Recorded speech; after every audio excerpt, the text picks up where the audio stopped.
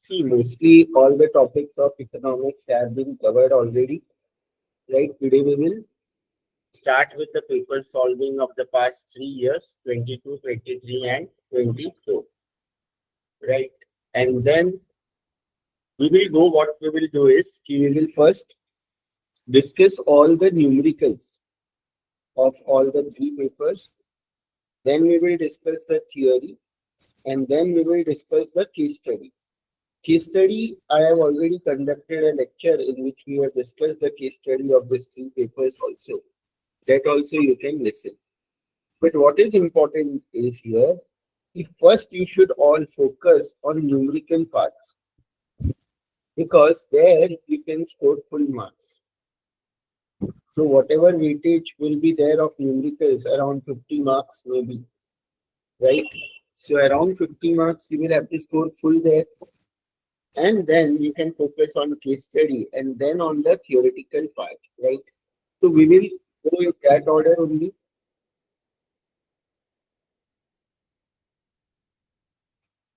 So this is question paper of 2022.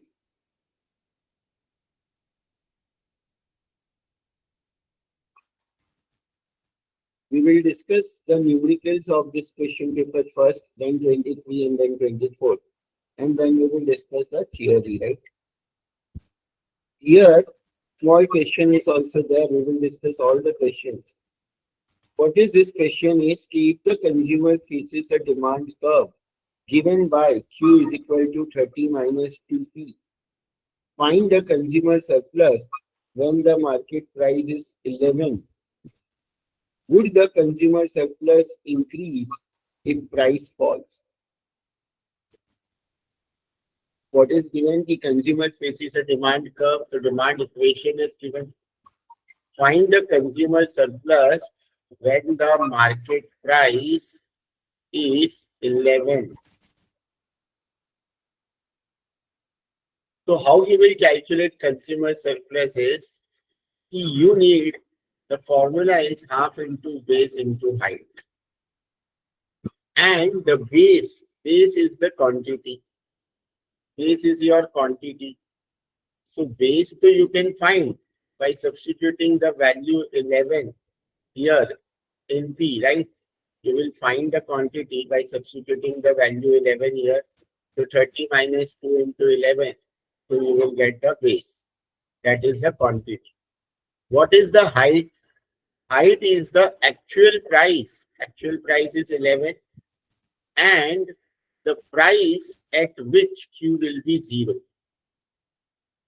Height is the difference between the actual price and the price when Q will be 0. So you will take Q0. So you can find a price here. If you will take Q0 here, so what will be your answer? Q0 means 30 minus 2P. So 2P is 30. So price will be 15. If quantity is 0, price will be 15. In other words, if price is 15, quantity will be 0. And so I will solve only in Excel file 1. I will solve these questions, right? So here,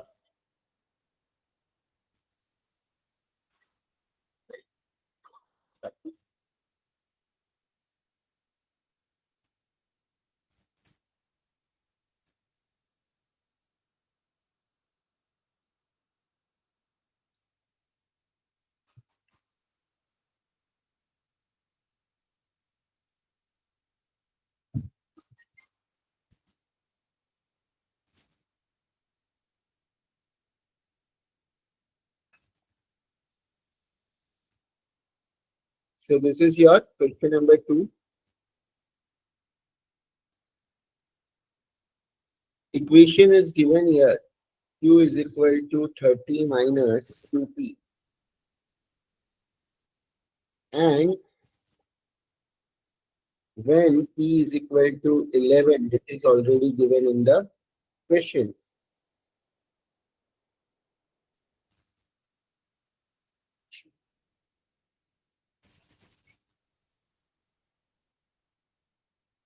we will find Q first. Q is your 30 minus 2 into 11, that is 30 minus 22, so 8. So your base is equal to Q, that is 8. And this is the actual price, P. And P hash, we will take it as P dash. P dash is what? When Q is 0. तो P dash में किसको ले रहा हूँ? P dash ले रहा हूँ मैं when quantity is 0.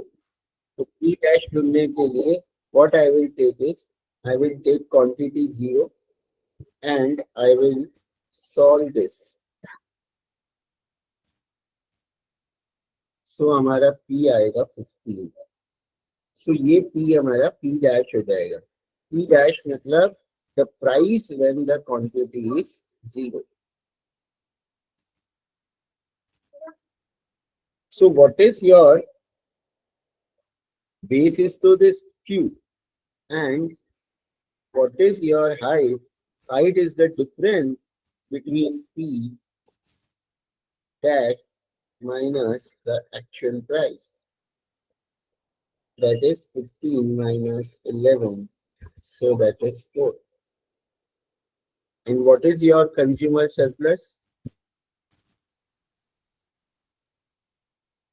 Consumer surplus is your half into base into height. So that is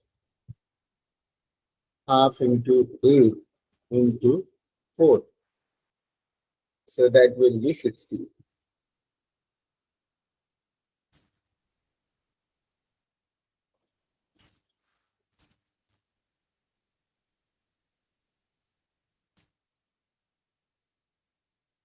ये तो हमारा फर्स्ट पार्ट हो गया जिसमें हम लोगों ने बोला था और इसका ना ऑलरेडी सॉल्व एक स्टूडेंट का पेपर भी है 2022 का question number 2 she has scored 4 marks यहाँ पे है तो इसने भी कंज्यूमर सरप्लस तो राइट किया है ठीक है ना बट इसने फॉर्मूला ना ये वाला जब भी मैंने सिखाया था तो इसने ये फॉर्मूला ऐसा लिखा है इसलिए 1 मार्क्स कट किया तो you have to write solve like this right answer तो सेम ही आएगा what is the second part is कि would the consumer surplus increase if price falls price गिरने से क्या कंज्यूमर सरप्लस बढ़ता है तो हाँ क्योंकि प्राइस जितना कम होगा एक्चुअली कंज्यूमर सरप्लस है क्या कि कंज्यूमर कितना पे करने के लिए रेडी है और एक्चुअल प्राइस क्या है अगर एक्चुअल प्राइस जितना कम होगा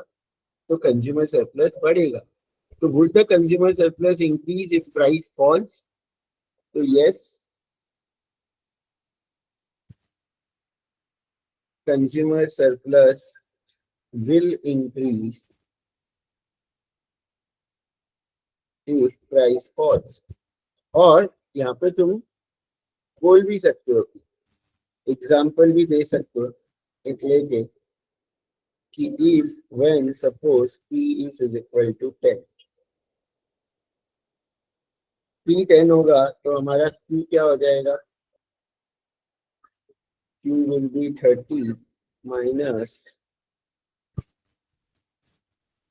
2 into 10 so that is 30 minus 20 तो Q हो जाएगा 10 और हमारा ये तो हो जाएगा बेस यानी base will be 10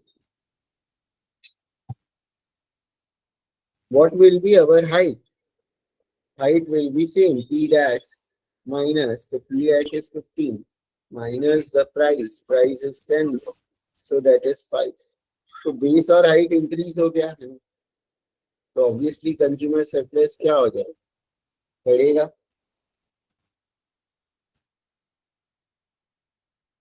so that is half into 10 into 5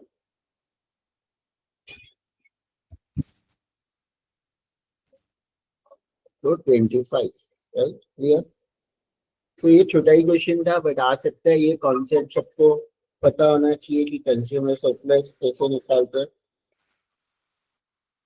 clear है ये क्वेश्चन में? किसी को भी डाउट है? Any doubt in this question, anyone? Right, the next question is here. In the background of the Russia-Ukraine war, prices of sunflower oil have been rising. If demand for sunflower oil is given by QD is equal to this and supply is given by this, calculate the equilibrium price and quantity of sunflower oil. If the government imposes a policy of not selling sunflower oil for more than 120 per liter, is it a price ceiling or a price floor? Explain with a diagram. तो पहले तो ये वाला भी सबको आना ही चाहिए कि क्यूडी और क्यूएस दिया है तो इक्विलिब्रियम प्राइस और इक्विलिब्रियम क्वांटिटी हम कैसे निकालते हैं, right? That also everyone should know.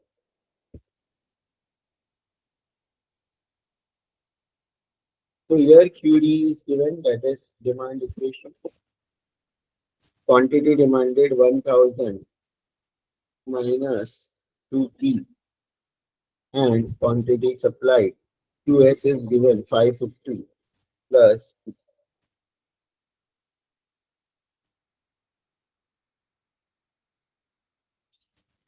At equilibrium क्या होता है? QD is equal to QS.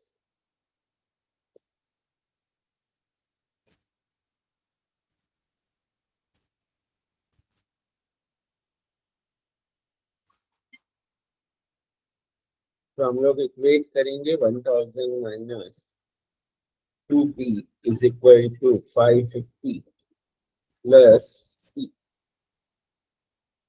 So therefore 1000 minus 550 is equal to P plus 2P. So 450 is your 3P. So 450 divided by 3. So P will be 150. P will be 150, right? Clear? Everyone is clear here?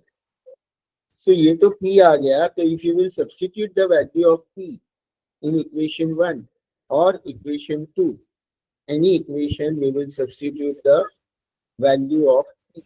So therefore 1000 minus 2 into 150 is equal to 1000 minus 300. So that is 700.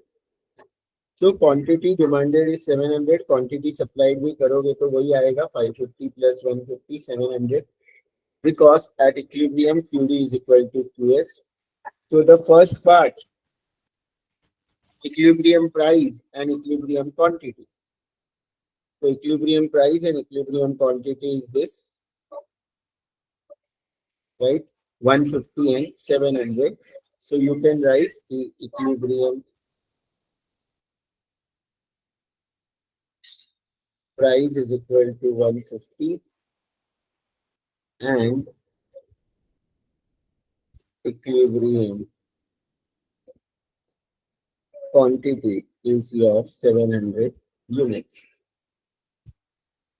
तो consumer surplus पे तो आएगा ही, equilibrium price quantity भी निकालने का आएगा ही, plus price floor और price ceiling भी आएगा. तो यहाँ पे पूछा है कि government imposes a policy of not selling sunflower oil for more than 120. तो हमारा इक्विलिब्रियम प्राइस है 120 एंड गवर्नमेंट जो प्राइस है वो बोल रही है कि 120 है. तो ये प्राइस सीलिंग होता है कि प्राइस फ्लोर होता है? किसी को पता है? Price ceiling. If the government जो प्राइस इंपोज कर रही है वो इक्विलिब्रियम प्राइस से कम है तो it is price ceiling, and if it is more than equilibrium price then it is price floor, right? तो गवर्नमेंट प्राइस 120 है, तो क्या पूछा है कि it is a price ceiling और अ प्राइस फ्लोर? तो इट इज अ प्राइस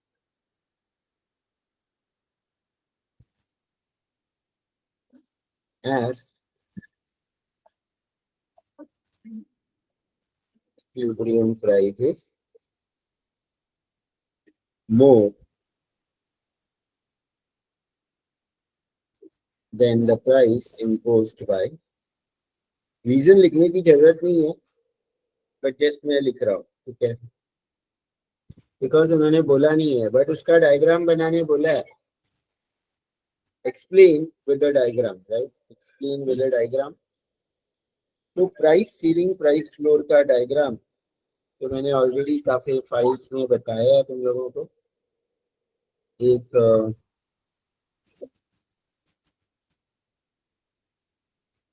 कौन से फाइल में था price ceiling and price floor, वो भी मैं यहाँ पे डायरेक्ट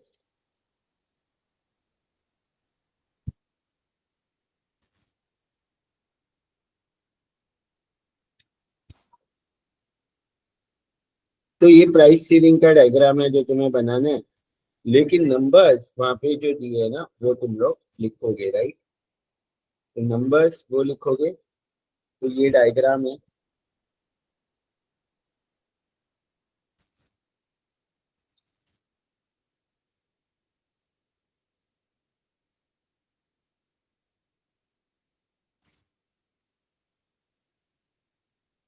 तो मैंने वो नंबर्स नहीं लिए, तो नंबर्स यहाँ पे कितना लिखना है तुम्हें, ये जो है ये तुम्हारा क्वांटिटी है. तो quantity is how much, quantity was your 700 equilibrium quantity.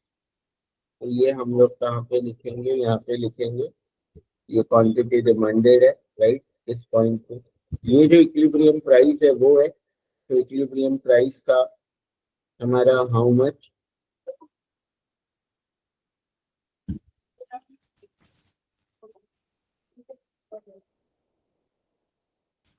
ये डायग्राम तो कुछ रॉन्ग लग रहा है ना.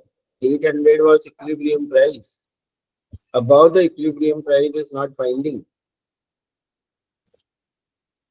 कम रखा है. मैंने उल्टा बोला कि यहाँ पे डायग्राम में कुछ रॉन्ग है.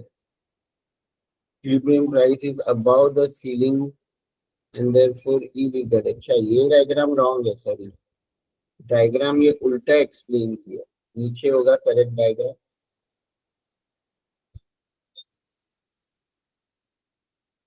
प्राइस फ्लोर है ना ये, फिर प्राइस सीलिंग है. इसमें सब उल्टा डायग्राम भी बनाया हुआ है क्या, वो बस मैंने बताया. I am getting confuse. देखो, ऑब्वियसली हमारा इक्विलिब्रियम प्राइस तो 150 है और गवर्नमेंट 120 प्राइस रख रही है कि नॉट मोर देन 120. तो ये प्राइस फ्लोर है, it is not price ceiling. कम रखा है ना प्राइस, तो ऑब्वियसली इक्विलिब्रियम प्राइस से नीचे रखा है. तो ये प्राइस फ्लोर है. मैंने उल्टा बोल दिया, right. Government price is not more than 120 बोला है, right. So it is price floor कि 120 से ज्यादा नहीं बेचना है, तो प्राइस सीलिंग ही होता है. वेट,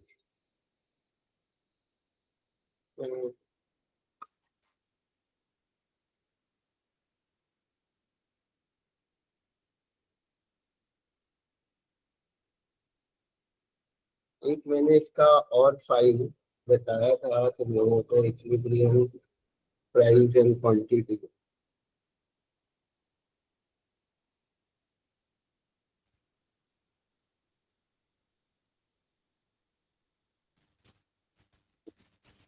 इससे ज्यादा नहीं बेचना है तो वो तो क्या हो गया, प्राइस सीलिंग ही हो गया. तो प्राइस सीलिंग नीचे होता है ना, बट वो डायग्राम उस पीपीटी में क्यों रॉन्ग है. Just let me check. Diagram मैंने और भी फाइल शेयर किया था ना तुम लोगों को, ये वाली, इसमें प्रॉपर डायग्राम है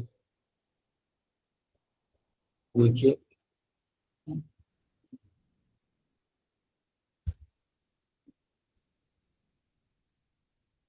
सी प्राइस सीलिंग ही है, प्राइस सीलिंग इज बिलो. तो दिस इज द डायग्राम. ये प्राइस सीलिंग का है जिसमें प्राइस क्या होता है, नीचे होता है, राइट. वो पीपीटी में उल्टा एग्जांपल दिया था. तो it is price ceiling only, क्योंकि नॉट मोर देन है तो उससे ज्यादा तो हम बेच नहीं सकते. तो it is price ceiling as equilibrium price is more than the price imposed by government. अब this is the diagram of price ceiling, right. ये हमारा डायग्राम है प्राइस सीलिंग का। प्राइस सीलिंग हमेशा इक्विलिब्रियम प्राइस से नीचे ही होगा। तो मैं ये नहीं ले रहा हूँ, ये डायग्राम ले रहा हूँ, राइट। और उसमें एक्सेस होता है, demand is more.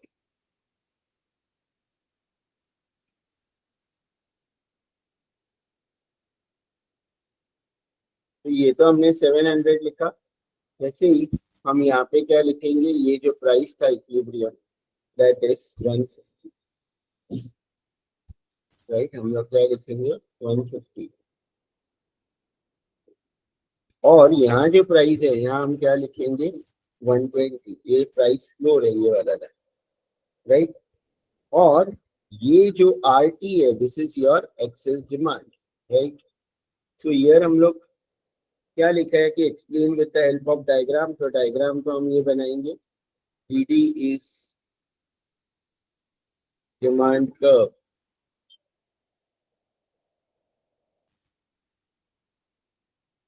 and SS is supply curve.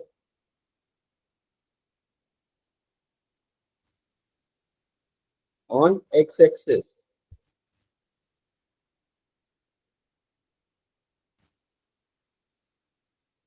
we measure quantity, and on y-axis,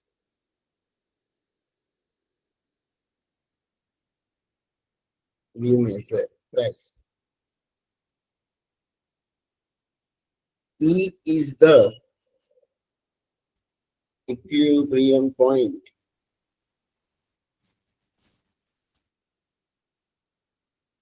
where price is 150 and quantity demanded and supply is 7.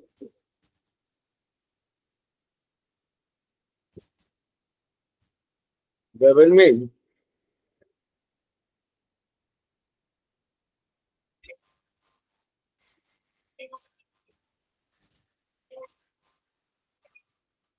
has imposed a price of 120,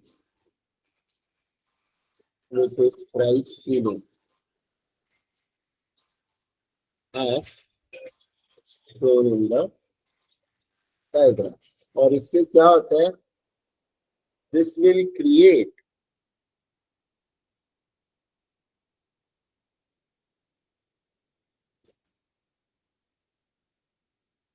shortage of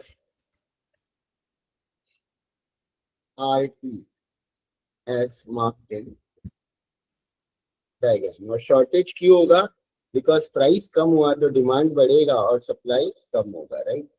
तो shortage of supply या excess demand, दोनों का meaning वही है, ठीक है। तो ये डायग्राम तुम्हें बनाना है प्राइस सीलिंग के लिए और प्राइस फ्लोर के लिए। यहाँ पे ऑलरेडी एक डायग्राम है प्राइस फ्लोर के लिए भी। ये प्राइस सीलिंग का है और ये प्राइस फ्लोर का है, राइट। और यहाँ से तुम लोग ये भी लिख सकते हो, मीनिंग क्या होता है, maximum legal price which the supplier can charge to make certain goods, why it is done, right. It is fixed below the equilibrium price. तो ये भी तुम लोग वहां पे लिख सकते हो कि व्हाट इज प्राइस सीलिंग।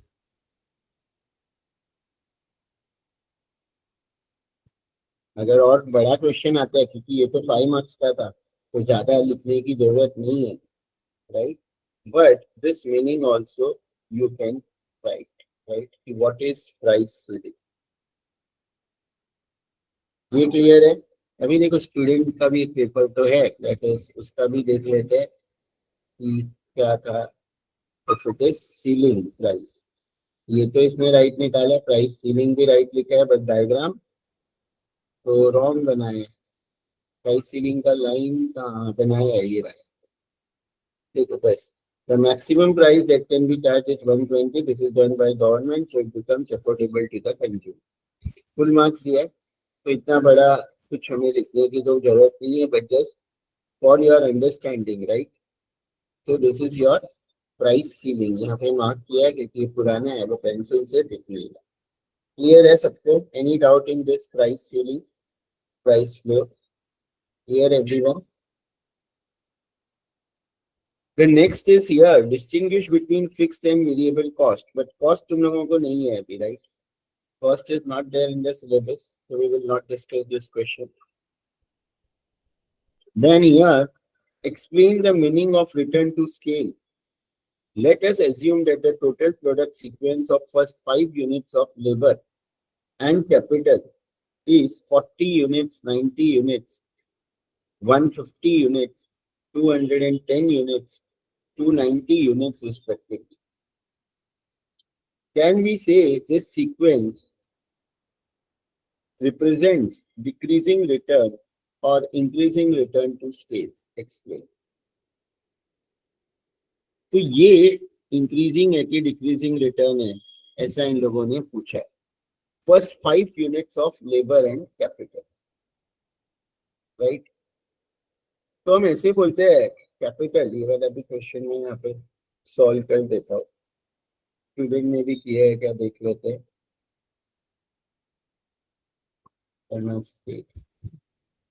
देखो यहाँ पे किया ही, फुल मार्क्स मिला है. ये प्रेजेंटेशन तो ठीक है, बट तुम लोगों को मैं और थोड़ा यहाँ पे भी बता देता हूँ. दिस इज अनसफाइज. तो देखो कैपिटल तो हम बोले कि फिक्स होता है, तो हम लेबर एंड कैपिटल बोलो या लेबर बोलो तो 1 2 3 4 5 यूनिट्स हमने लिया. ये बनाने की जरूरत भी नहीं है क्योंकि स्टूडेंट ने तो बनाया नहीं, फुल मार्क्स दिया है, but just for your understanding, right? और उन लोग ने क्या दिया है, आउटपुट दिया हुआ. आउटपुट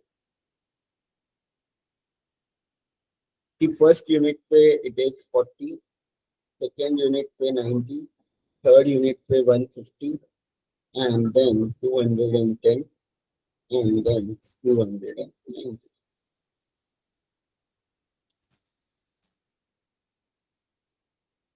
अभी हमें क्या निकालना है, मार्जिनल आउटपुट.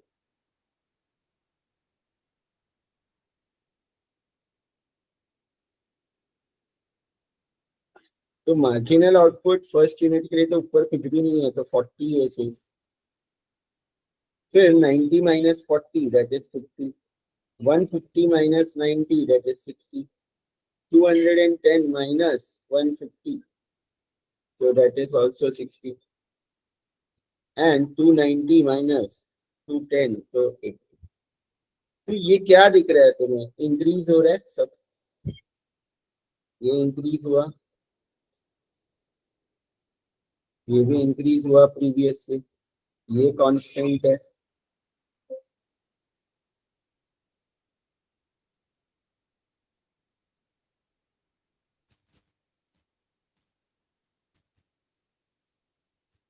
और इंक्रीज हुआ, तो कांस्टेंट के बाद डिक्लाइन आता है तो हम बोलते हैं कि थर्ड यूनिट तक इंक्रीज है ना, देन कांस्टेंट है और देन डिक्रीजिंग है. बट यहाँ पे इंक्रीज ही है क्योंकि बीच में एक कांस्टेंट आया, दैट इज फाइन. सो अगर तुम यहाँ पे भी देखोगे तो पहले तो रिटर्न ऑफ स्केल का मीनिंग क्या है, वो है कि अ पॉइंट गुस्सा करते मतलब मान लो यस. हेलो, किसी का अनम्यूट है तो म्यूट कर दो.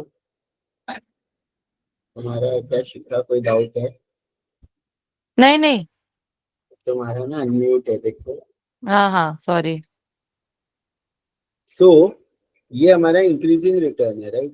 तो क्वेश्चन में पूछा है कि can we say this sequence represent decreasing और इंक्रीजिंग रिटर्न. तो वी कैन से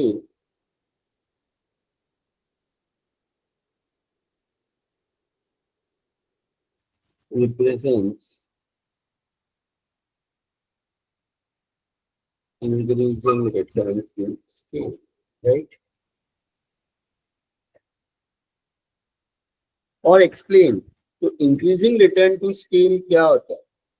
इंक्रीजिंग रिटर्न टू स्केल होता है, देखो फुल मार्क्स तो ऐसे ही दे दिया, एक्सप्लेन करने बोला भी है, लेकिन यहाँ मैं लिख देता हूँ कि increasing return to scale means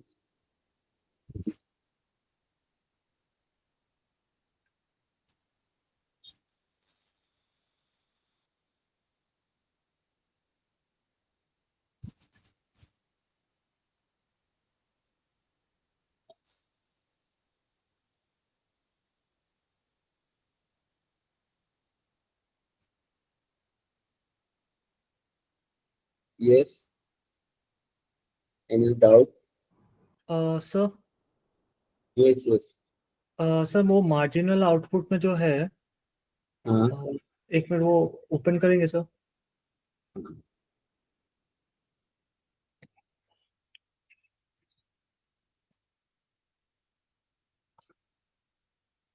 तो रिटर्न टू स्केल के लिए ना मैंने एक ये फाइल में से भी बताया था जो तुम लोग रेफर करोगे यहाँ पे, और ये भी मैंने एक्सप्लेन किया है एक लेक्चर में.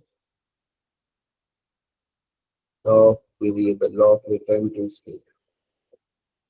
तो इससे तुम्हें और अच्छा आइडिया आ जाएगा.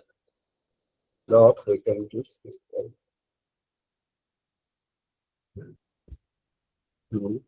ये वाला बोल रहे.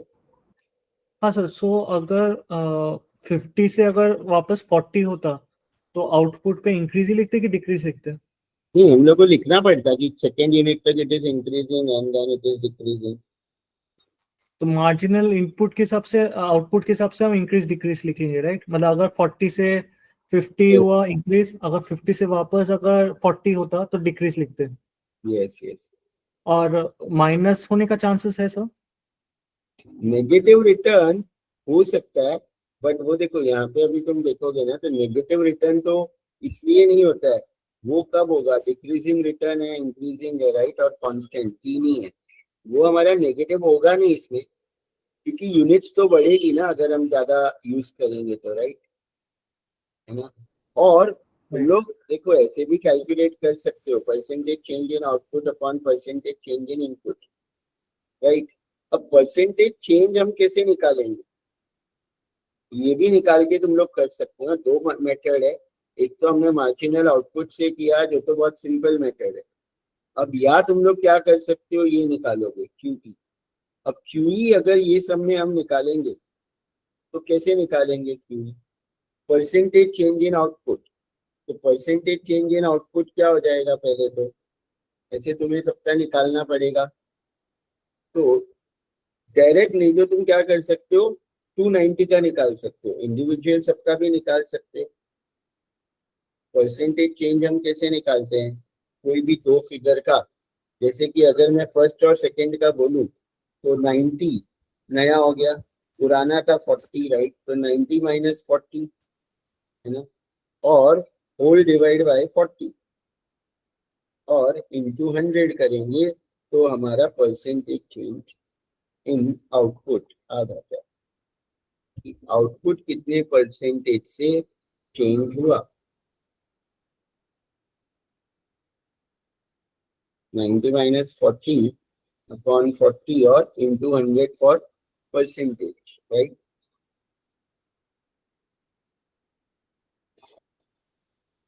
तो that is 50 upon 40 into 100, right. तो कितना आएगा? 125% आ रहा है, राइट. ये तो 125 आ गया. वैसे ही अगर तुम्हें परसेंटेज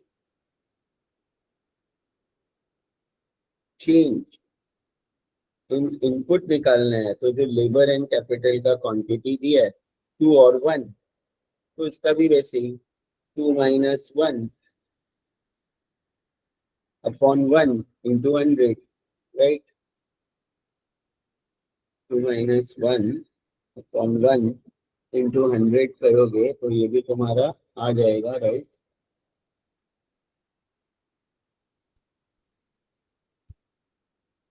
तो एक ये मेथड भी है. अभी तुम लोगों को कौन सा सिखाया है, I don't know.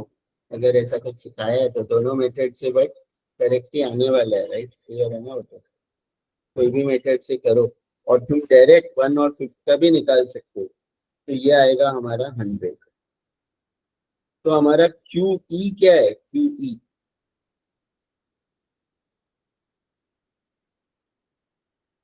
Q E का फॉर्मूला है तुम्हारा percentage change in output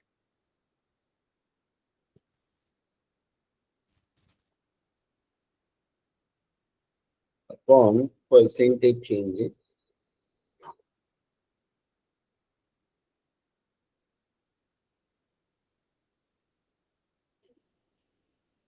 input.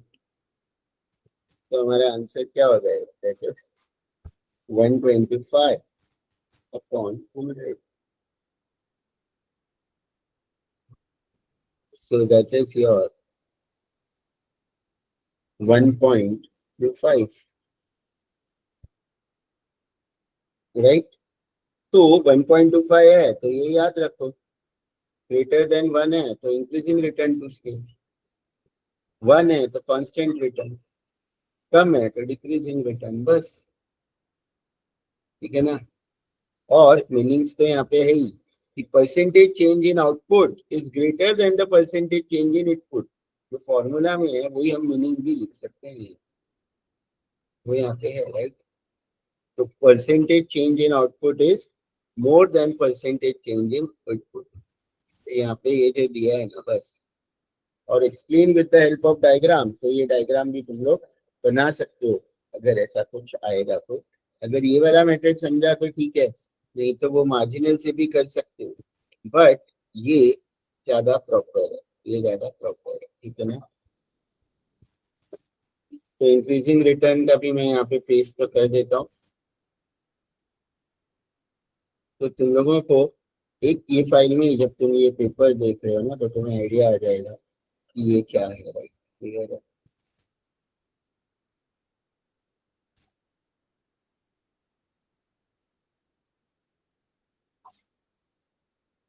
Then your next question is, if Mira's marginal rate of substitution of chips for chocolate is 5 and the price of a packet of chips is 15 and price of chocolate is 5, is she at the point of consumer equilibrium? Explain your answer. If not, how should she rearrange her purchase of chips and chocolate to be at equilibrium? तो ये भी हमने किया है already कि consumer equilibrium पे कब होगा, और ये भी मैंने इंपॉर्टेंट बोला है. तो marginal rate of substitution of chips to chocolate, तो हम अभी पूरा ही लिखे हैं कि दोनों का सी है, तो चिप्स के लिए CH और चॉकलेट के लिए CO ले लेते हैं या CHO. तो CHI और CHO ले लेते हैं. तो marginal rate of substitution of chips to chocolate is given, and that is how much? 5. Or price of chips is your 50. Price of chips is 50. Price of chocolate is 5. तो equilibrium के लिए क्या condition है? For consumer equilibrium मैंने जो बोला है,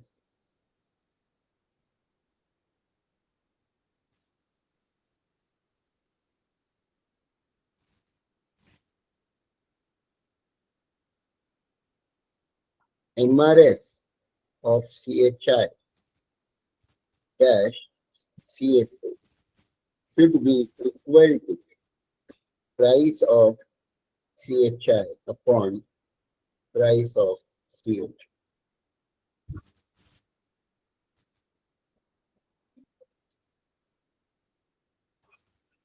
तो ये कंडीशन है कि marginal rate of substitution should be equal to the ratio of price. और एक और है इसमें, आगे हम लिख सकते हैं वो भी कि that is MU of CHI marginal utility of. अगर कभी कभी यूटिलिटी दिया है तो ये भी तुम लोग एक जब नॉर्मल लेक्चर इसका देखोगे तो इसमें ये टॉपिक भी डिटेल में कवर कुछ भी. तो इसमें हमें MRS तो दिया हुआ है, MRS इज व्हाट 5. हम अभी प्राइस ऑफ CHI और प्राइस ऑफ CHO निकालेंगे तो वो हमारा 3 आएगा. Price of chips upon price of chocolate, that is 15 divide by 5 which is 3. So as MRS is not equal to ratio of price. Question में क्या था? Is she at the point of consumer equilibrium? So Mira is not at the point of consumer equilibrium.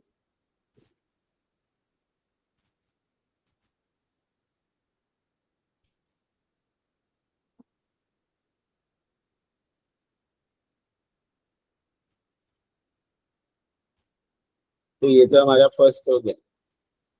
So explain your answer. If not, how should she rearrange her purchase of chips and chocolate?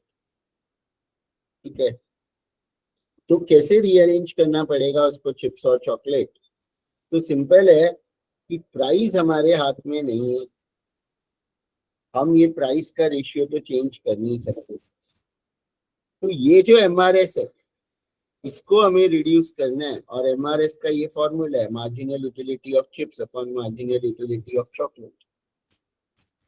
तो अगर मुझे MRS को कम करना है तो मुझे क्या करना पड़ेगा? 5 को 3 करना है तो न्यूमरेटर जो है यानी मार्जिनल यूटिलिटी ऑफ चिप्स कम करना पड़ेगा या marginal utility of chocolate increase करना पड़ेगा.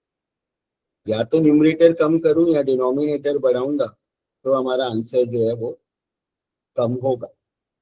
राइट. तो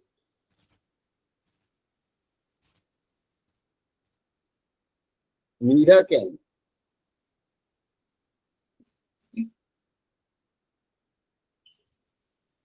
reduce marginal utility of chips by कैसे उल्टा? By increasing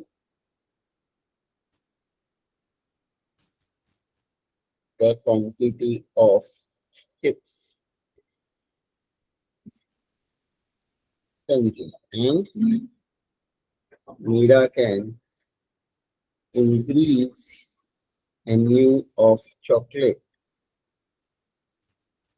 by reducing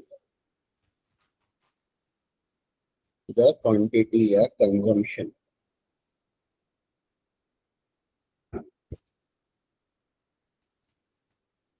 of chocolate. Right. Clear है? Any doubt till here to anyone? यहाँ तक किसी को भी कुछ डाउट है क्या? फिर क्लियर है सबको? Right. Everyone is clear to here?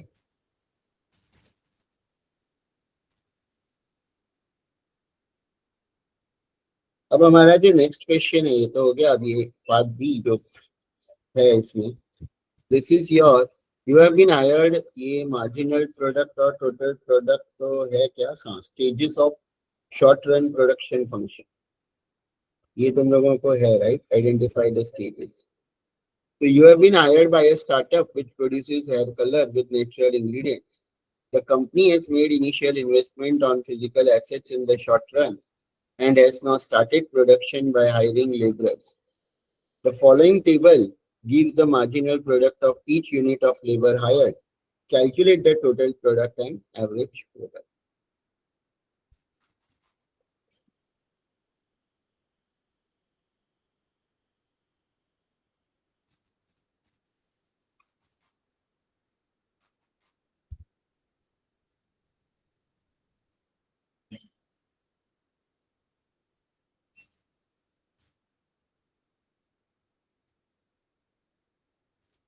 तो ये तो तुम लोगों को क्वेश्चन में दिया ही है.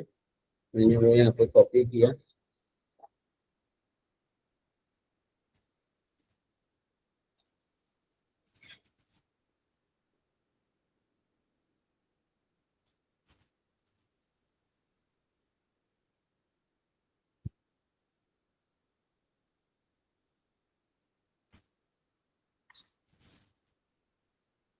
अब हमें क्या बोला है इन लोगों ने?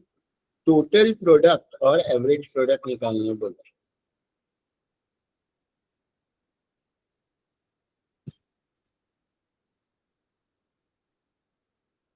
टोटल प्रोडक्ट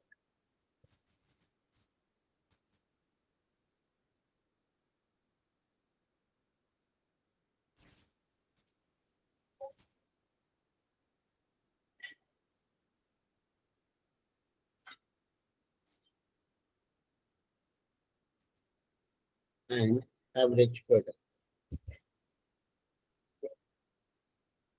देखो टोटल प्रोडक्ट तो क्या होता है, मार्जिनल प्रोडक्ट को ऐड करते जाओ, cumulative of marginal product is total product. तो फर्स्ट में तो ये 20 आ जाए, तो total product is nothing but cumulative column of marginal product. Cumulative मतलब क्या, पहले में तो हमने 20 लिखा, अब ये 20 प्लस ये 26 46, नेक्स्ट में 46 प्लस दिस 29 75, ऐसे हमारा टोटल प्रोडक्ट आ जाएगा, राइट। समझा कि टोटल प्रोडक्ट तो कैसे आएगा? सर वापस से एक बार बोलिए। क्यूमुलेटिव कॉलम 20 तो हमने लिखा ना पहले यहाँ पे, फिर 20 प्लस 26 46, 46 प्लस 29 75, 75 प्लस 27 102। मतलब टोटल प्रोडक्ट में मार्जिनल प्रोडक्ट ऐड करके लिखते जाओ, फर्स्ट में तो जो मार्जिनल है वही टोटल है, राइट। समझा क्या? Yes sir. क्यूमुलेटिव पर। अब एवरेज प्रोडक्ट क्या है? Total product divide by units of labour employed, right. तो एवरेज प्रोडक्ट तो total product divide by units.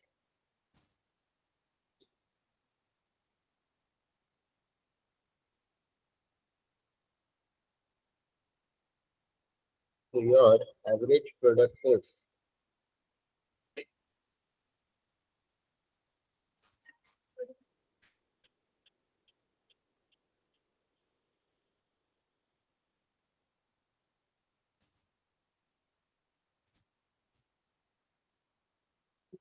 units of input या लेबर, लेबर तो एवरेज भी आ जाएगा, यानी 20 डिवाइड बाय 1 तो दैट इज 20, वैसे ही 46 divide by 2, 75 divide by 3, like that calculate करोगे तो you will get the average product.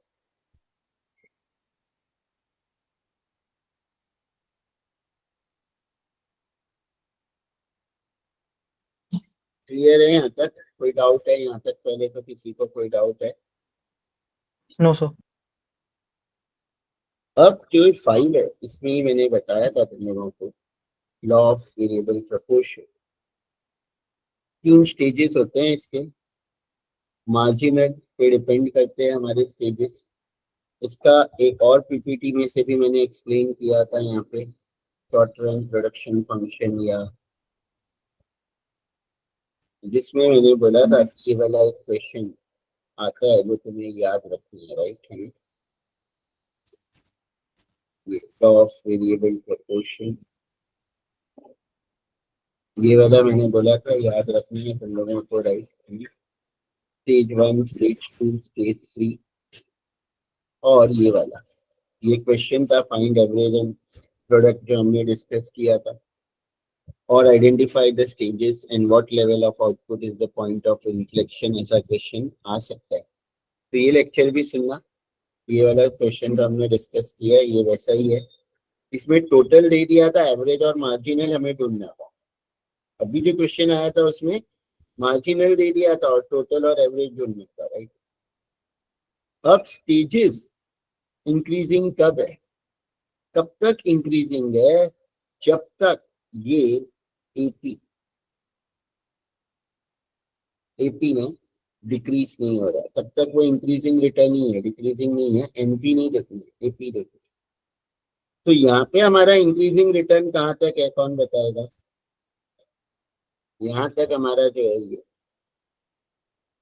उसके बाद तो डिक्रीज हो रहा है ना। तो ये जो है हमारा यहाँ तक इंक्रीजिंग रिटर्न है।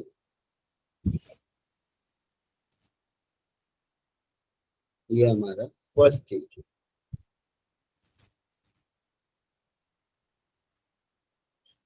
तो ये स्टेज 1 है, इंक्रीजिंग रिटर्न। अब यहाँ पे अगर देखोगे तो डिक्रीजिंग रिटर्न कहाँ तक होता है? जहाँ एनपी 0 होता है वहां तक, उसके बाद तो नेगेटिव रिटर्न हो जाता है। तो एनपी तो 0 है ही नहीं, तो हमारा यहाँ तक हमें लिखना पड़ेगा कि स्टेज 2 है।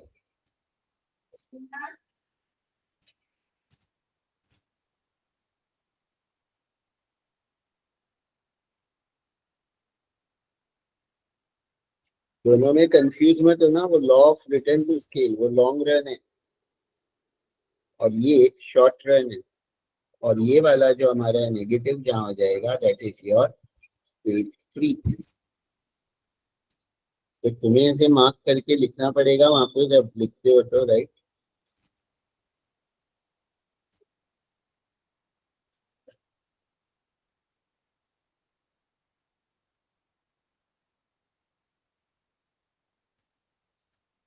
Yes, any doubt?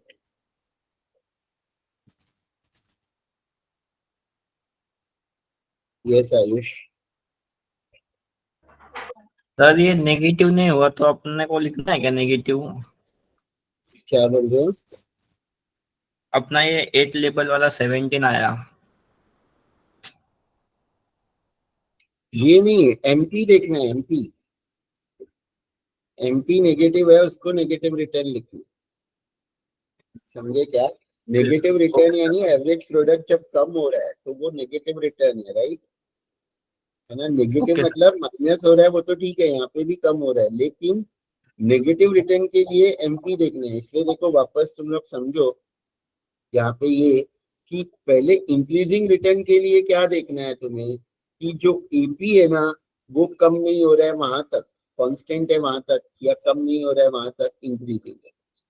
तो वो किस पे डिपेंड करेगा? एपी पे।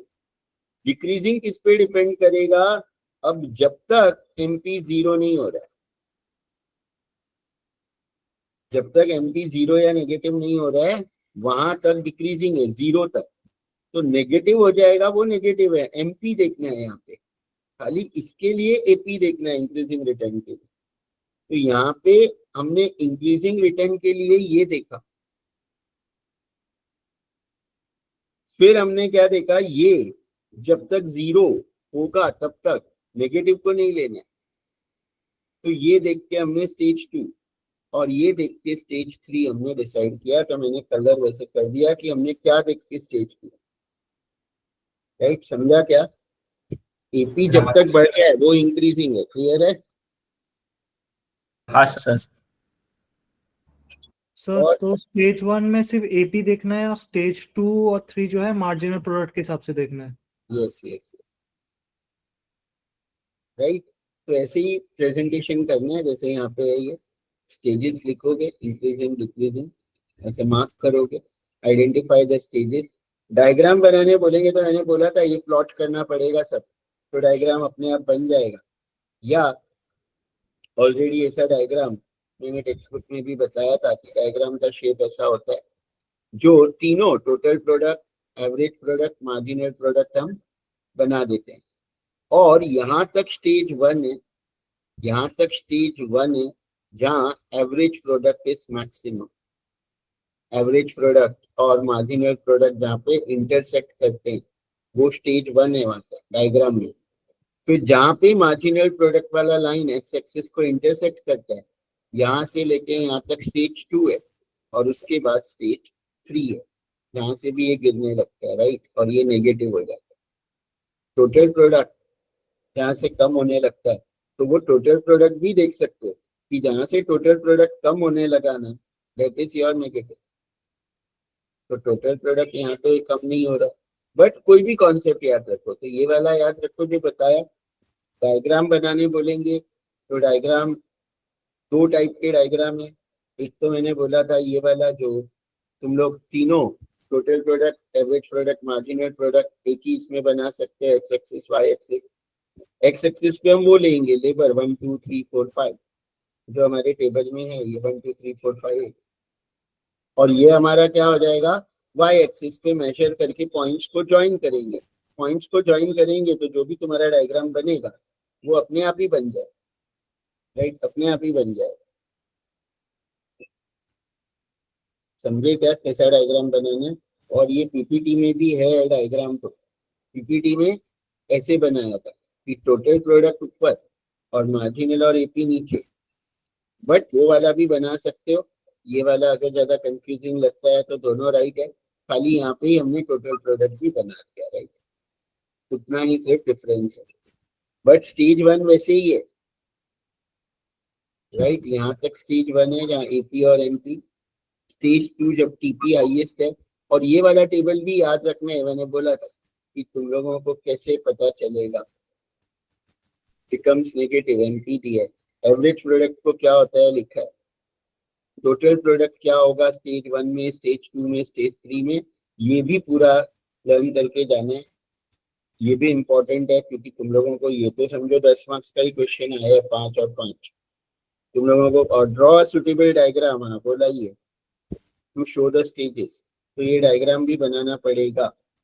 और ये तुम्हारे टेक्स्ट बुक में भी होगा, एक बार देखो टेक्स्ट बुक, मुझे इको की मिली नहीं है, एक बार मैं देख लेता हूँ, ठीक है ना, लास्ट ईयर की है या नहीं है मेरे पास।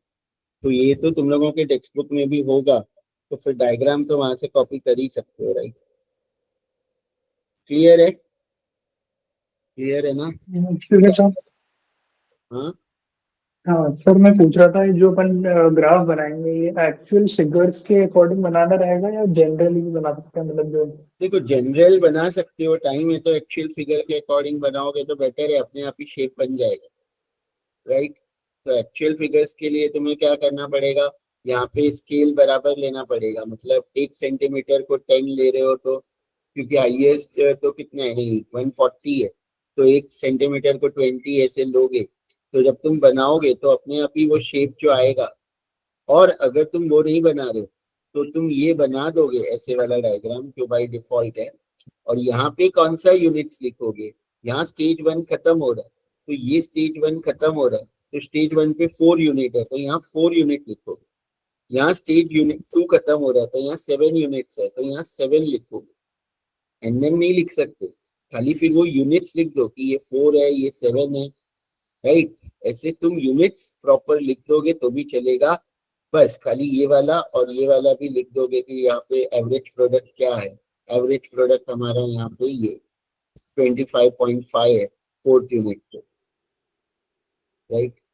बट ये वाला क्यों नहीं जमेगा, हाँ ये वाला नहीं बना पाओगे क्योंकि ये जीरो भी बता रहे हैं कि मार्जिनल प्रोडक्ट जीरो भी है, बट हमारा तो जीरो है ही नहीं ना। तो यहाँ पे तो 7th यूनिट तो 2 पे आएगा, तो यहाँ 7 लिखोगे तो रॉन्ग हो जाएगा। तो इसलिए तुम लोगों को ये इसके हिसाब से ही बनाओ, तो जो शेप आएगा शेप इसी तरह का रहेगा, बट यूनिट्स जहाँ लिखोगे वहां वो जीरो पे नहीं होगा इंटरसेक्ट, 7 और 8 के बीच में वो इंटरसेक्ट होगा जीरो, राइट। तो you have to draw as per the actual figures only, नहीं तो थोड़ा सा अगर जीरो आया ना मार्जिनल में then you can prepare this, but marginal में क्योंकि यहाँ जीरो नहीं है, बाकी तो चलो क्वांटिटी फर्क नहीं पड़ेगी, तो हमारा वो 7th यूनिट नहीं तो 7 यहाँ पे लिखोगे, यहाँ नहीं लिखोगे, 7 यहाँ लिखोगे। इंटरसेक्ट हो रहा है उसके थोड़े लेफ्ट में और 8 उसके राइट में, क्योंकि intersection zero will be between 7 and 8 units. तो डायग्राम का शेप तो ऐसे ही आएगा, क्लियर है। बट यूनिट्स कहाँ मार्क करने हैं, या यूनिट्स मार्क ही मत करो तो भी मार्क्स तो मोस्टली दे देने चाहिए, या जिसको एक्चुअल ड्रॉ करने आएगा तो एक्चुअल ड्रॉ करने, क्लियर है। अगर क्वेश्चन का वेटेज मतलब वेटेज ज्यादा है मार्क्स का तो मतलब एक्चुअल फिगर्स करना ही है। हाँ कर देना ना, 10 मार्क्स का देंगे तो ठीक है ना, 6 ही क्वेश्चन तुम लोगों को करने हैं। और ये वाला आने का बहुत चांस है 15 मार्क्स के लिए, इस तरह का जो हमने यहाँ पे डिस्कस किया था, ये वाला 15 मार्क्स के लिए आने का बहुत ज्यादा चांस है, या हमने जो अभी डिस्कस किया 22 का, ठीक है ना, बहुत चांस है, मतलब 95% चांस है आएगा, ठीक है। तो 15 मार्क्स तुम लोग यहाँ स्कोर कर सकते हो पूरा, राइट, क्लियर है। सर उसमें पॉइंट ऑफ इन्फ्लेक्शन क्या रहेगा? देखो पॉइंट ऑफ इन्फ्लेक्शन क्या होता है, अब जैसे इसमें पूछा है पॉइंट ऑफ इन्फ्लेक्शन, तो what is the point of inflection, कौन बताएगा what is the point of inflection. ये भी मैंने यहाँ पे Where MP is highest. Where MP is Highest. highest, so MP is highest where 200, right, where MP is highest नहीं 250, तो 250 है MP, right, तो 0.2 is the point of inflection. पक्का ना? देखो यहाँ पे था, कहाँ था पॉइंट ऑफ इन्फ्लेक्शन? ऊपर ही दिया हुआ था ना, हमने डिस्कस किया था ये भी। Marginal product will decrease, fix factor तो प्रॉपर याद है ना, मैं ही भूल गया। देखो लिखा हुआ क्या है वो शिखा? क्या कह रहे हो? आपने ये वो डायग्राम पे बताया था। हाँ वो मैंने बताया था, अब मैं खुद भूल गया लेकिन। वो यही कोई पीपीटीज में ही था, मुझे याद नहीं आ रहा, मैंने लिखी थी मेरे हाँ बुक वो में पीपीटी ये वाला जब इसके मैंने लिए। explain हाँ किया था ना, तो वो मैंने जब भी डिस्कस किया था कि पॉइंट ऑफ इन्फ्लेक्शन हमारा क्या होता है, राइट?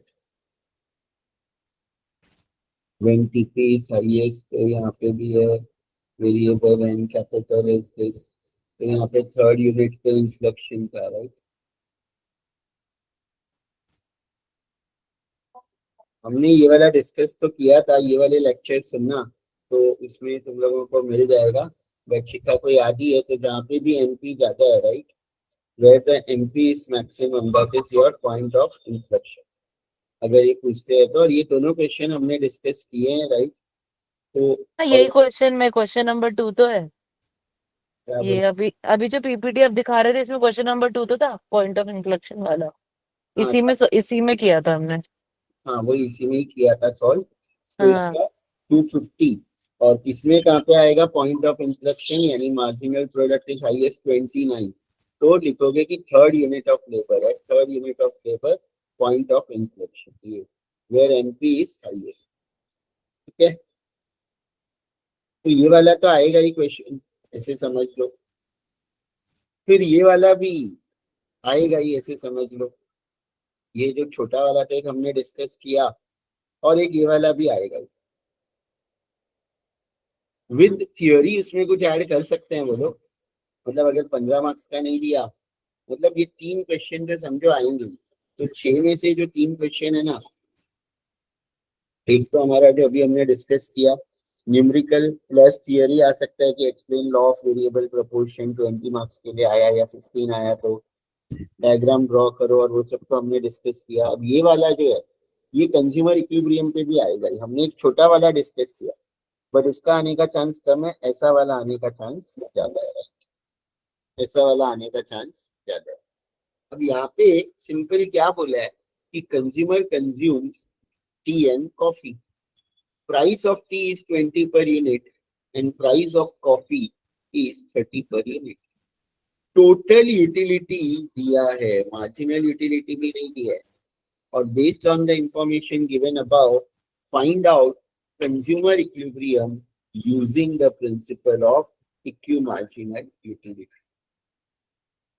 तो यहाँ पे पहले तो हमें टोटल यूटिलिटी से मार्जिनल यूटिलिटी निकालना पड़ेगा, और फिर रेशियो ऑफ मार्जिनल यूटिलिटी निकालना पड़ेगा, और उसके बाद हमें क्या करना पड़ेगा, प्राइस का रेशियो और मार्जिनल यूटिलिटी का रेशियो सेम है क्या चेक करना पड़ेगा, और अगर वो सेम है तो हम बोलेंगे कि कंज्यूमर इक्विलिब्रियम में है, और अगर वो सेम नहीं है तो हम बोलेंगे कि सेम नहीं है, तो वो नहीं है, राइट?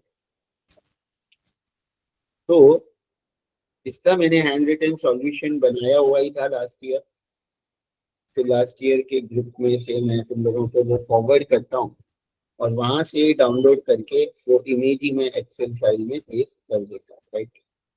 क्योंकि लास्ट ईयर में ये सब में बहुत सबको डाउट आ रहा था।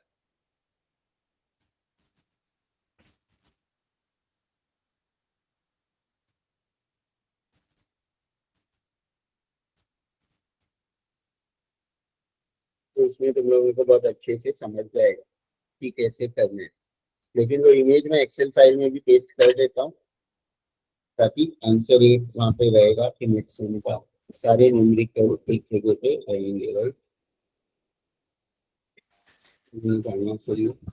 और ये यशवी जिसका पेपर देखो है ना, ये वही है यशवी जिसका पेपर हम यहाँ पे बता रहे थे, ये जो ये यशवी सिंगल का ही पेपर है।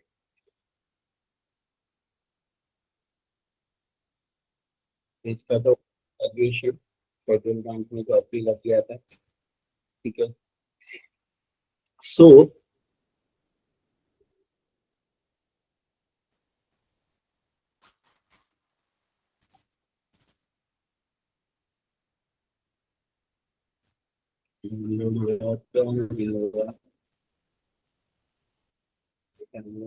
हो गया।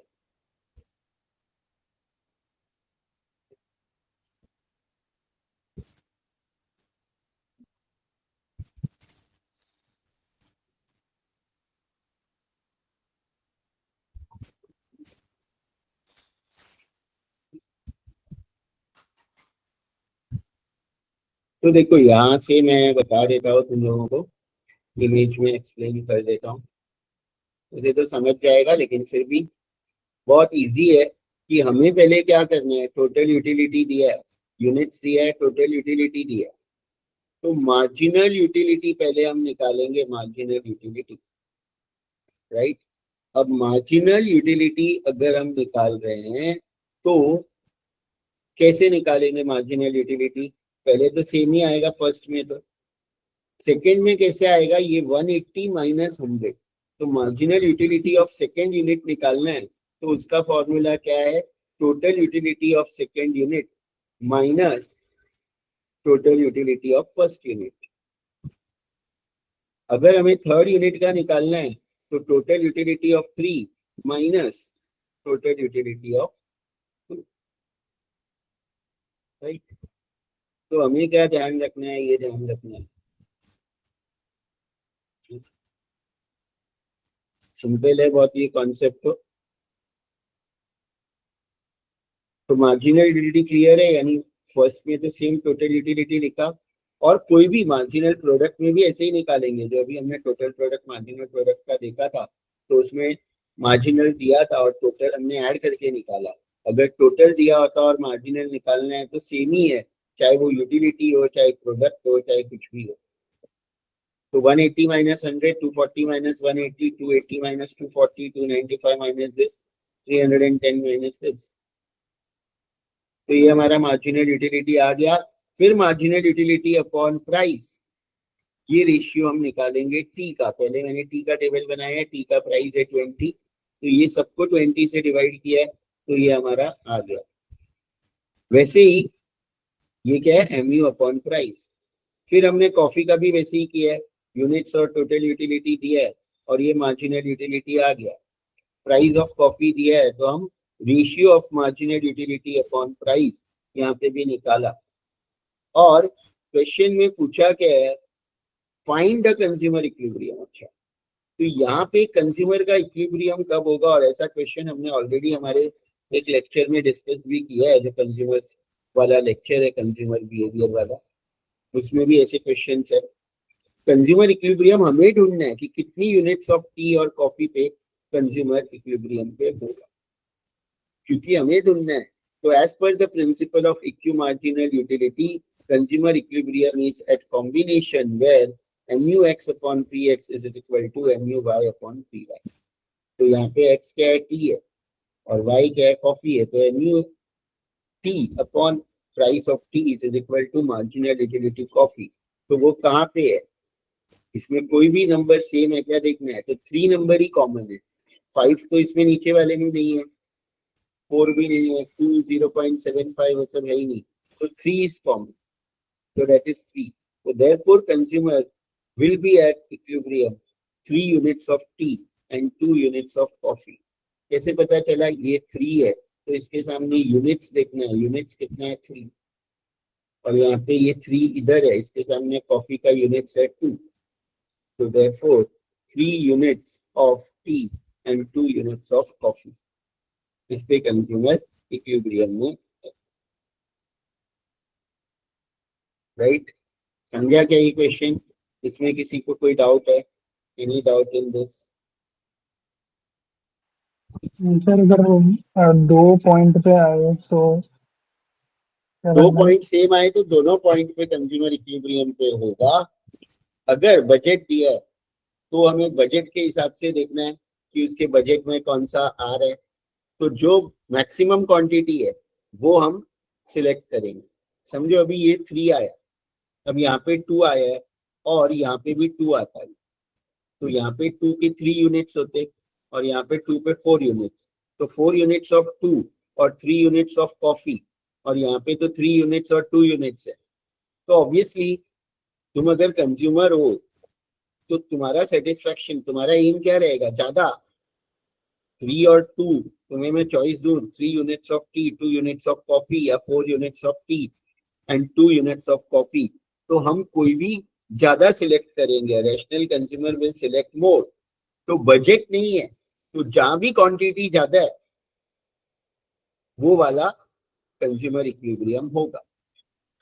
लेकिन अगर बजट दिया है तो वो वाला हमने डिस्कस किया और तुम लोगों को बजट आने का चांस है। तो बजट दिया है तो हमें प्राइस से मल्टीप्लाई करके, जैसे ये 3 यूनिट्स है तो 3 इंटू 20, टी खरीदने में हमारा 60 रुपीज जाएगा। और ये 2 यूनिट्स है, 2 इंटू 30, ये भी 60 जाएगा। तो टोटल 120 रुपीज जाएगा अगर हम 3 यूनिट्स ऑफ टी और 2 यूनिट्स ऑफ कॉफी लेते हैं। तो अब समझो दूसरा इक्विलिब्रियम हमारा 4 यूनिट्स ऑफ टी पे है, तो 4 यूनिट्स ऑफ टी यानी 80 रुपया जाएगा, और 3 यूनिट्स ऑफ कॉफी यानी 90, तो इसमें 170 जाएगा। और अगर बजट दिया है 200 या 170 या उससे ज्यादा, तो हम सेकंड कॉम्बिनेशन को बोलेंगे। बट अगर बजट 150 दिया है तो सेकंड तो पॉसिबल ही नहीं है, क्योंकि कंज्यूमर के पास इतने पैसे ही नहीं है, तो वो 4 यूनिट ऑफ टी और 3 यूनिट्स ऑफ कॉफी तो बाई नहीं कर सकता। तो हमें ऑब्वियसली 150 यानी बजट से ज्यादा नहीं होना चाहिए। The total expenditure can not be more than the budget, can be equal to 150 तक का खर्चा हम कर सकते हैं। बट कॉम्बिनेशन ही दो है, एक पे 120 हो रहा है, एक पे 170, तो first combination will be the consumer equilibrium. Clear है क्या? Clear to everyone? ये भी बहुत इंपॉर्टेंट क्वेश्चन था, ये भी इंपॉर्टेंट था, अब ये भी बहुत इंपॉर्टेंट है। ऐसा भी हम ऑलरेडी डिस्कस कर चुके हैं, और इसने ये वाला क्वेश्चन नहीं किया था 8 वाला। बाकी तो ये यशवी को देखो सब फुल मार्क्स ही मिले हैं न्यूमेरिकल्स। कॉस्ट तो तुम लोग को है नहीं, ठीक है ना? ये भी वही है। ये पार्ट बी का वो 7th वाला है, एवरेज प्रोडक्ट हमने कैसे निकाला, टोटल प्रोडक्ट कैसे निकाला, है ना? और ये 8th वाला क्वेश्चन इसका रॉन्ग है ना? ये उसको नहीं आता होगा, तो 8 मैंने सॉल्व कर दिया। 9th वाला तो देखो अब इजी है, ये तो मैंने कितनी बार सिखाया भी है। 9th क्वेश्चन जो है, पहले तो बोला है कि suppose the government imposes find the incidence with the help of a diagram show under what circumstances the incidence is 0 on the seller. Can you give an example of such a good? अब पहले तो simple है कि हमें QD और QP equilibrium price और quantity तो निकालना ही पड़ेगा। तो तुम्हें वैसा क्वेश्चन आएगा कि जिसमें तुम्हें इक्विलिब्रियम क्वांटिटी और पहले प्राइस निकालना ही है, राइट? तो यहाँ पे अगर देखोगे तो ये QS और Q ये दिया था QD, तो दोनों को इक्वेट करके हमें पहले प्राइस निकालना है। प्राइस 15 हो गया। और ये सेम क्वेश्चन ना, देखो मैं क्या सॉल्व करूँ, ये हमने पूरा सेम क्वेश्चन ही डिस्कस किया है विद डायग्राम हमारे एक फाइल में। ये किसमें है? Incidence, demand and supply elasticity solution में मिलेगा।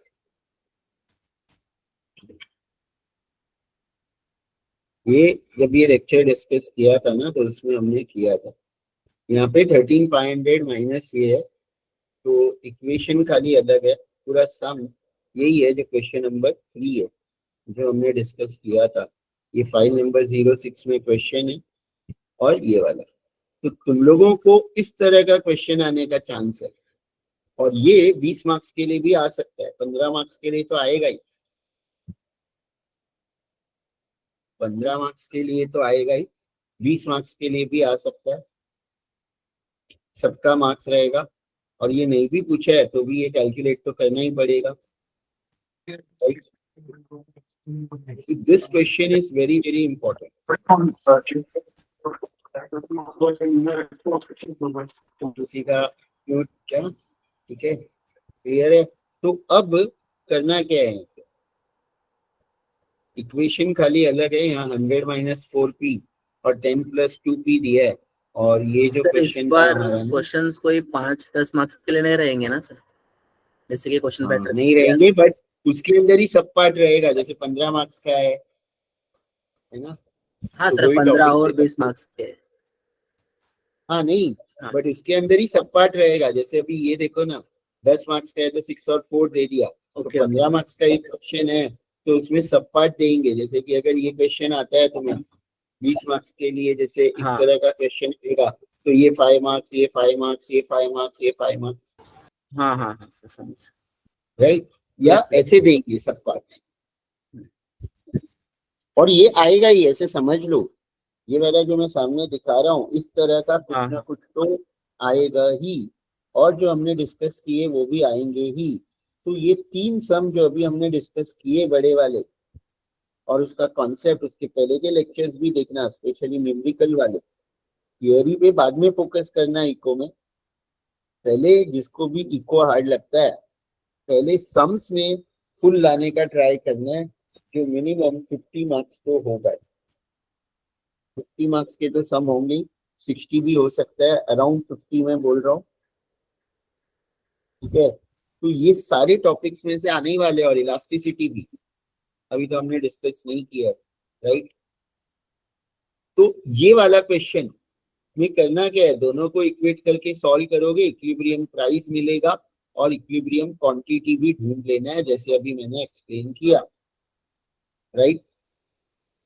तो दोनों ढूंढ लेना है पहले तो, equilibrium price and equilibrium quantity. देखो ये फाइल भी अपलोडेड है, तो ये मैं सॉल्व नहीं करता हूँ, एक्सेल में ऑलरेडी है।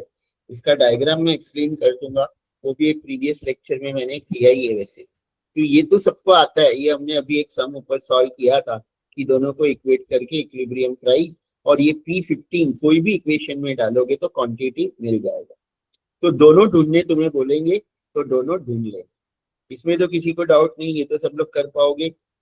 इक्विलिब्रियम प्राइस एंड क्वांटिटी दो इक्वेशन से कैसे ढूंढने, राइट। अब बोला गया है यहाँ पे, suppose the government imposes a tax of 5 per unit of goods sold. Per unit लगाया है टैक्स, तो करना क्या है, अगर गवर्नमेंट टैक्स लगाती है तो QD will not change, the equation QS will change. अगर मैं सेलर हूं तो गवर्नमेंट टैक्स किससे लेगी, लेगी मुझसे लेगी। तो मैं क्या करूंगा, मुझे जो प्राइस में बेच रहा हूं उसमें 5 रुपया मुझे कम मिलेगा क्योंकि मैं टैक्स दे दूंगा। तो हमें P की जगह पे P-5 QS में सब्स्टिट्यूट करना है, जैसे कि यहाँ पे किया है। QD तो सेम रहेगा, ये QS है, तो P-5 हमने किया, सब्स्टिट्यूट करना है हमें, राइट। तो हमारा नया इक्वेशन बनेगा।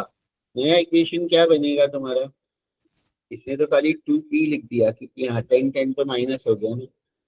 तो QS is equal to 2P, ये नया इक्वेशन बना, ठीक है। This is your new equation, because 10 and 10 तो कैंसिल हो गया। तुम्हारा ऐसा हो सकता है कि आगे कुछ आएगा कि 2P प्लस 4 प्लस 5 प्लस 8, जैसे कि हमने यहाँ पे किया था। तो ये नया इक्वेशन QS का और QD का पुराना इक्वेशन, दोनों को इक्वेट करके नया इक्विलिब्रियम प्राइस तुम्हें ढूंढना है। दोनों को इक्वेट करके नया इक्विलिब्रियम प्राइस तुम्हें ढूंढना है। यहाँ तक क्लियर है। जैसे कि देखो ये क्वेश्चन में भी बता देता, ये 10 का यहाँ पे what would be the new equilibrium price पूछेंगे। तो यहाँ पे भी हमने वही किया था कि पहले तो हमने ये QD और P हमने ढूंढ लिया, और फिर हमने क्या किया, न्यू इक्विलिब्रियम प्राइस ढूंढा। और सिर्फ डायग्राम हैंड रिटन में नहीं है, ये वाला हैंड रिटन भी सॉल्व है ऑलरेडी, ये वाला इस तरह का क्वेश्चन है, हमने डिस्कस किया हुआ है ऑलरेडी। और ये बहुत इंपॉर्टेंट, मैंने तब भी बोला था ये रहा। तो पहले हमने P ढूंढा, फिर हमने Q ढूंढा, फिर टैक्स लगाया। तो ये पूरा देखो नीट एंड क्लीन कैसे सॉल्व करना है। फिर demand function will be same, तो हमारा न्यू इक्विलिब्रियम प्राइस आ जाएगा, राइट, है ना। और लमसम टैक्स बोलेंगे, इसमें तो नहीं पूछा है 22 में तो, बट यहाँ पे बोला था शो, है ना, लमसम टैक्स ये वाला, तो लमसम टैक्स का इक्विलिब्रियम पे कोई भी इफेक्ट नहीं होगा। और डायग्राम से हमें ये इंसिडेंस बताना है। तो पहली चीज तो ये जब आ गया, तो अब अगर प्राइस कितनी है 16.67, जैसे कि यहाँ पे देखोगे, ये एसपी के पेपर में बताता हूँ कि हमारा पहला इक्विलिब्रियम प्राइस कितना था, 15 था, old equilibrium price. New equilibrium price कितना है 16.67। तो पहले कंज्यूमर को 15 में मिल रहा था, अभी कंज्यूमर को इतने में मिल रहा है, तो new price minus old price करोगे, that difference is the burden और incidence on consumer. Incidence on consumer क्या हो जाएगा, new equilibrium price minus old equilibrium price will be the burden और इंसिडेंस। बर्डन और इंसिडेंस का मीनिंग एक ही होता है, will be on the consumer. Clear है कैसे आएगा बर्डन ऑन कंज्यूमर या इंसिडेंस ऑन कंज्यूमर? और इंसिडेंस ऑन सेलर कैसे आएगा, जो भी टैक्स है, tax minus incidence on consumer. Total tax 5 रुपया लगाया, उसमें से 1.67 कंज्यूमर पे बर्डन गया, तो 5 में से 1.67 माइनस करोगे तो सेलर का बर्डन आ जाएगा, यानी 5 में से कंज्यूमर पे इतना इंसिडेंस होगा और सेलर पे इतना होगा। अब बस डायग्राम और बताने, ये क्लियर है? ये बहुत इंपॉर्टेंट है, बहुत इंपॉर्टेंट क्वेश्चन है। क्लियर है ना क्या करना है? सर लास्ट वाले पे वो भी लिखना पड़ेगा ना कि प्रॉफिट में से रिड्यूस होगा? नहीं, वो सब कुछ नहीं लिखा। अब इसने तो डायग्राम रॉन्ग बनाया। डायग्राम मैंने ऑलरेडी ये फाइल में बना के दिया, ये तुम्हारा डायग्राम। सबसे पहले तो तुम्हें डीडी और एसएस बनाने, और डीडी एसएस ये ओरिजिनल, ये दोनों जहां भी इंटरसेक्ट हो रहा है ना, ये वाला ये ओरिजिनल एसएस है, ये डीडी है, ये इंटरसेक्ट हो रहा है, वो तुम्हें यहाँ पे ओल्ड इक्विलिब्रियम प्राइस लिखोगे 15 जो भी आ रहे हैं। उसके बाद जब भी टैक्स लगाएंगे तो सप्लाई कर्व लेफ्ट में शिफ्ट होगा, तो नया सप्लाई कर्व, डिमांड कर्व तो वही रहेगा, तो नया सप्लाई कर्व पैरेलल बनाना है। और वो जहाँ पे डिमांड कर्व को इंटरसेक्ट होगा, यहाँ पे तुम्हें वो न्यू प्राइस लिखना है, यानी मिड सेम 22 में यहाँ पे 16.67 लिखोगे, 16.67 जो न्यू इक्विलिब्रियम प्राइस है, ये old equilibrium price, right. Clear है यहाँ पे क्या लिखना है?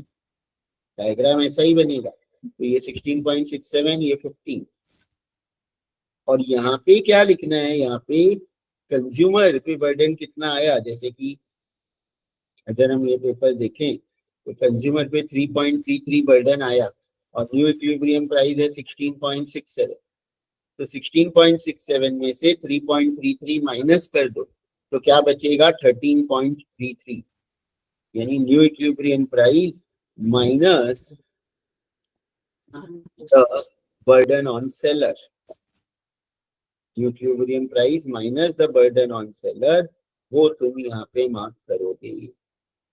तो यहाँ पे भी न्यू इक्विलिब्रियम प्राइस था 17.86, बर्डन ऑन सेलर था 7.14, राइट। तो price received by the seller क्या है, ये बर्डन माइनस करना है और वो तुम्हें यहाँ पे लिखना है। सेलर को क्या प्राइस मिलेगा, अच्छा सॉरी, टैक्स माइनस करना है, टैक्स माइनस करके लिखना है, बर्डन नहीं है। तो यहाँ पे मतलब ये वाला एग्जांपल अगर हम लेंगे तो 16.67 was the new equilibrium price minus the tax, tax कितना है क्वेश्चन में दिया था 5 रुपीज, तो 16.67 माइनस 5, वो तुम्हें यहाँ पे मार्क करना है, दैट इज 11.67, 11.67।